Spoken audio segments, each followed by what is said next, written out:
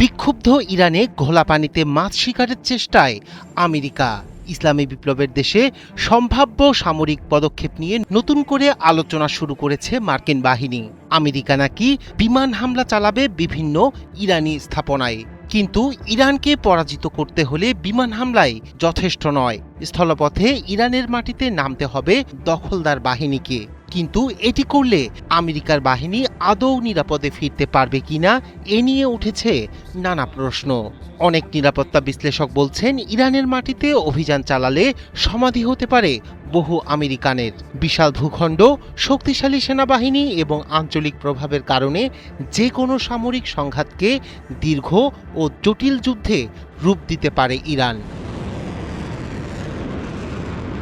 ইরানে হামলার বিষয়ে গুরুত্বের সঙ্গে ভাবছেন মার্কিন প্রেসিডেন্ট ডোনাল্ড ট্রাম্প।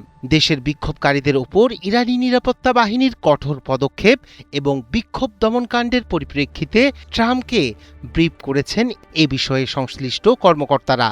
যদিও ট্রাম্প এখনও চূড়ান্ত কোনো সিদ্ধান্ত নেননি, তবে হামলার বিষয়টি গুরুত্ব সহকারে বিবেচনা করছেন তিনি। সানবিট সব দিবে সামাল। সানবিট ম্যাজিক প্রেস ডিশওয়াশিং এর মাথা ঘোরানো সলিউশন।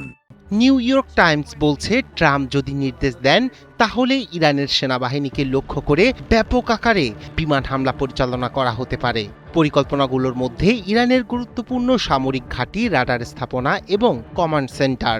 বিশেষজ্ঞরা বলছেন, এই ধরনের আকাশ হামলায় ইরানের কিছু সামরিক অবকাঠামো ক্ষতিগ্রস্ত হলেও আকাশপথে হামলা চালিয়ে ইরানকে দখল করা বাস্তবসম্মত নয়। ইরানের ভৌগোলিক আয়তন এতটাই বড় এবং বৈচিত্র্যময় যে বিমান হামলার মাধ্যমে পুরো দেশকে নিয়ন্ত্রণে আনা কার্যত অসম্ভব। বিশ্লেষকদের মতে, ইরানকে দখল করতে হলে মার্কিন সেনাদের অবশ্যই স্থল অভিযানে যেতে হবে, আর সেখানেই লুকিয়ে আছে বড় চ্যালেঞ্জ। ইরানের রয়েছে একটি বিশাল ও সুসংগঠিত সামরিক বাহিনী, যারা নিজস্ব ভূখণ্ডে যুদ্ধ করতে অভ্যস্ত।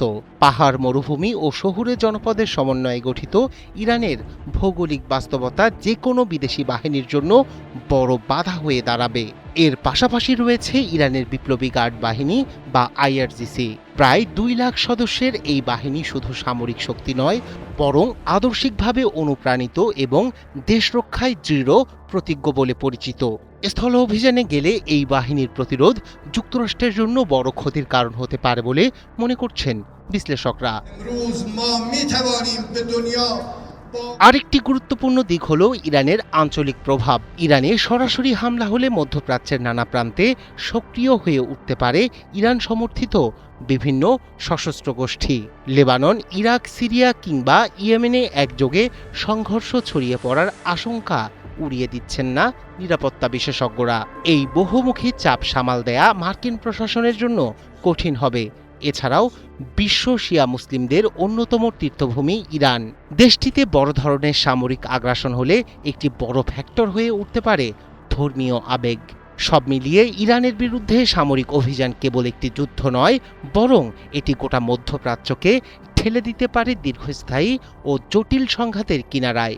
তাই ইরান ইস্যুতে সামরিক পথ বেছে নেয়ার আগে বহুবার হিসাব করতে হবে ওয়াশিংটনকে।